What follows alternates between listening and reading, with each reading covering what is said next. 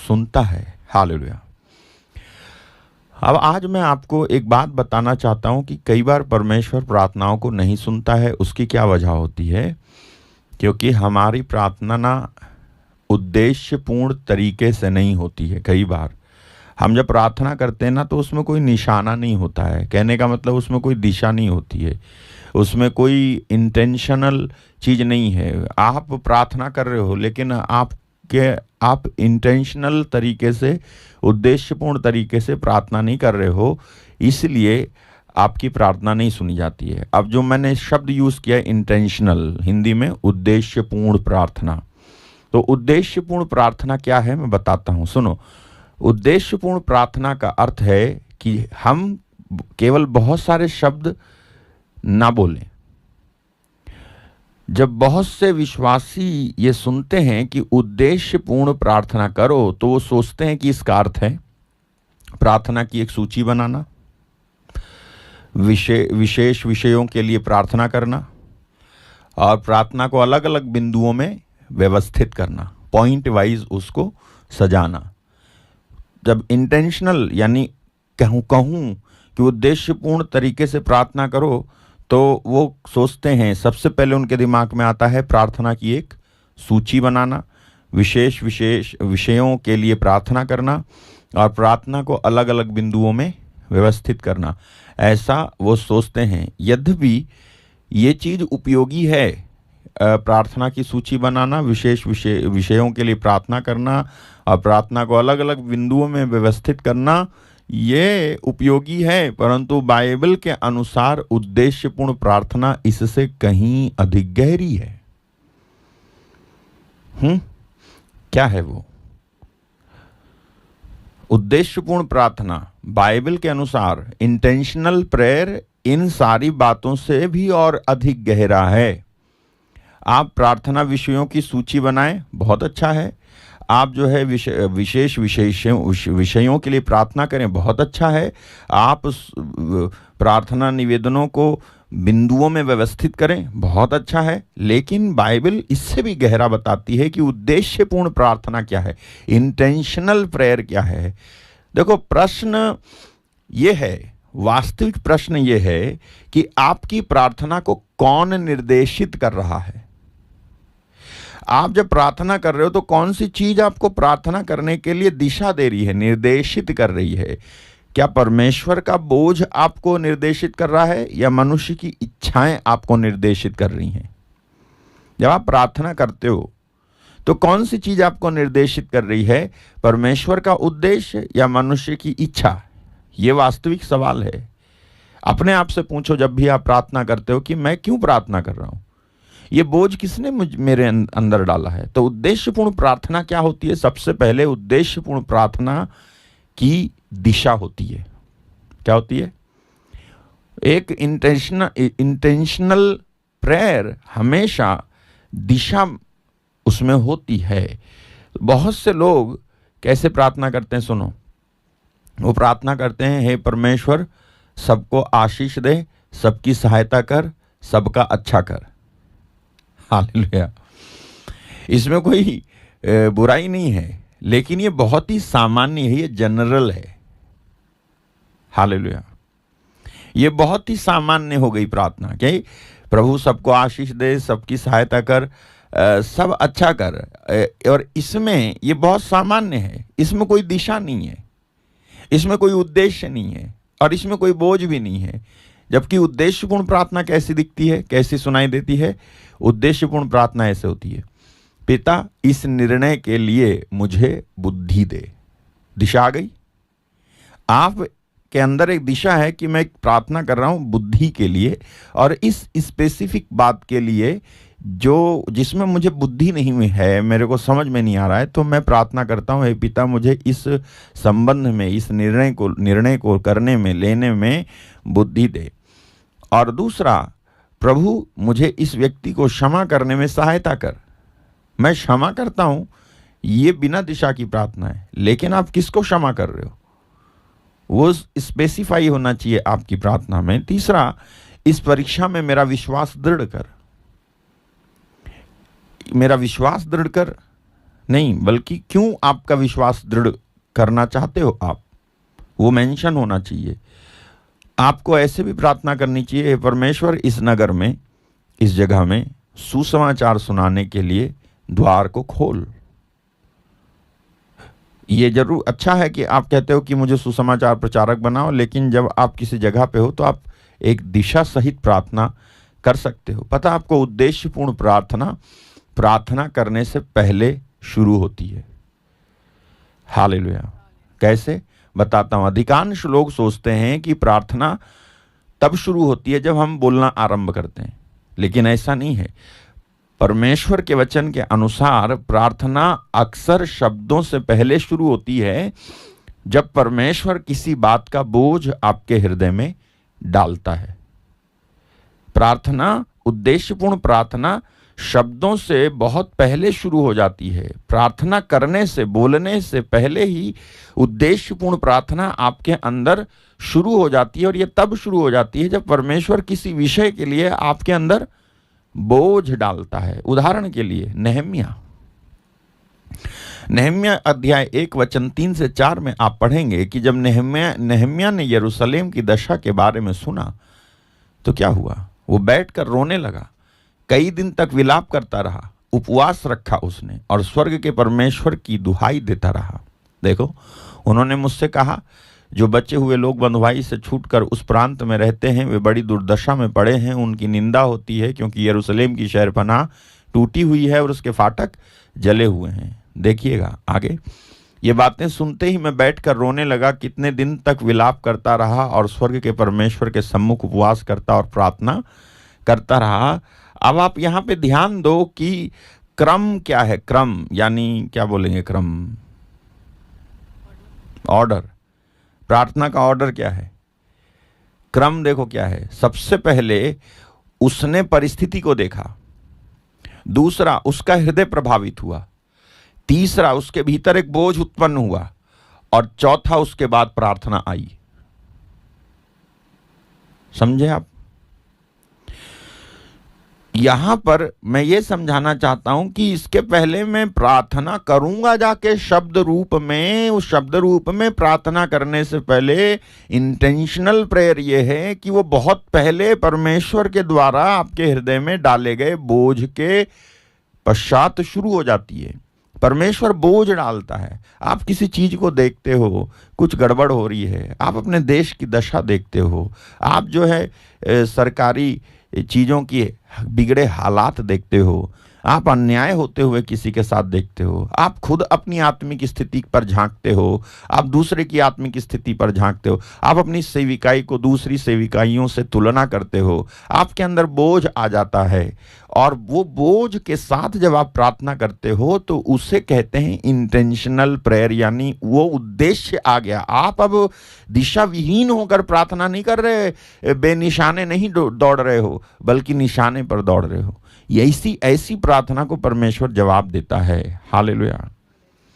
पता आपको, बहुत सी प्रार्थनाएं निर्बल रहती हैं क्योंकि वे चिंता से उत्पन्न होती हैं। शक्तिशाली प्रार्थनाएं अक्सर परमेश्वर के बोझ से उत्पन्न होती हैं। सुना आपने? बहुत सी प्रार्थनाएं निर्बल क्यों रहती हैं? क्योंकि वो चिंता से उत्पन्न हुई हैं, ना कि परमेश्वर के बोझ से उत्पन्न हुई है। मेरी चिंता आई मेरे अंदर, मैं प्रार्थना करने बैठ गया, अच्छी बात है, लेकिन ये प्रार्थना असफल हो जाती है, सुनी नहीं जाती है, जब तक परमेश्वर का बोझ भी आपके अंदर नहीं आता है। और जब आप उसके साथ प्रार्थना करने लगते हो तब आपकी प्रार्थना सुनी जाएगी। तो पहली बात यह है, हमेशा उद्देश्यपूर्ण प्रार्थना दिशा लिए हुए होगी। दूसरा है, उद्देश्यपूर्ण प्रार्थना वास्तविक युद्ध को पहचानती है। जो इंटेंशनल प्रेयर करता है ना, वो समझता है कि वास्तव में मेरा युद्ध किस बात के लिए है और किससे है। पता है, शैतान अक्सर क्या चाहता है कि विश्वासी केवल लक्षणों के लिए प्रार्थना करें, जबकि मूल कारण को अनदेखा कर दिया जाए। विश्वासी लोग अक्सर ना लक्षणों के लिए प्रार्थना करते हैं, लेकिन जो लक्षण, जिस मूल कारण की वजह से लक्षण दिख रहे हैं, उसको अनदेखा करवा देता है वो। हालेलुया। एक व्यक्ति खराब है, मैं उस खराब व्यक्ति के लिए प्रार्थना करने लग गया, लेकिन वो क्यों खराब है मेरा बिजनेस खराब चल रहा है, मैं खराब बिजनेस मेरा अच्छा चले के लिए प्रार्थना करने लग गया। मेरा खराब बिजनेस क्यों खराब है? जो जड़ है ना वो भूल जाते हैं हम, उस पे कभी प्रार्थना नहीं होती है। और ये शैतान करता है कि आप जो है लक्षणों को देख देख कर खूब प्रार्थना करो। हालेलुया।